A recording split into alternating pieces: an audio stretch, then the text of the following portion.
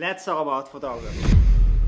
People thought that if you own a camera, you're a photographer. No, it's not. Let me explain. Similar to if you hold a pen, doesn't mean you're a writer. But there are people who are born with it. There are people who are so talented that they can see through the perfect composition through their lens. But the good news is, it's a learned skills. You can practice it over time. Start it with your composition. Sometimes all I think about is you.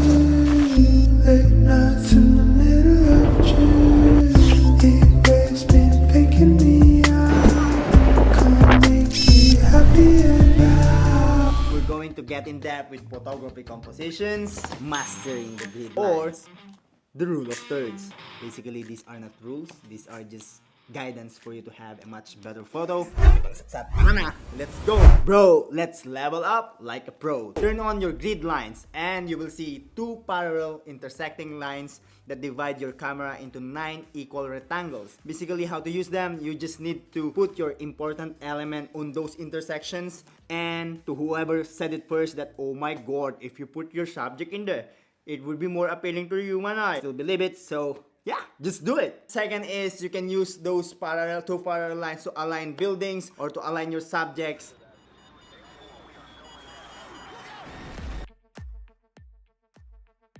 So that you don't have the crooked photos. Oh my god, I don't like to see crooked photos, okay? In your photography, if you're watching this, okay? And the third one is to balance the framing. As you can see, those 3 layers, well, you can take advantage of those to use the first layer as your foreground, and the second as midground, and the third one as your background. Things like that. If you can see the vertical lines, well, you can use that to levelize your horizons. Because, oh my god, if you see the sunset like this, do you like it? It's better to see a levelized photo, right? Let's just follow the rule of thirds to have a better photo. My name is JB. Thank you so much for watching. So, oh my god, if you really want to be a photographer, start it with your composition using the rule of thirds, framing, using patterns,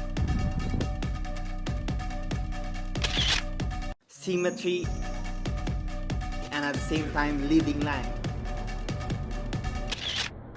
And there are a lot of more of photography compositions out there. So if you want to know more, you Google that, you lazy. Disclaimer, I'm JB, I'm not a pro, but we're going to learn it all together, bro. So for us to grow, click the follow.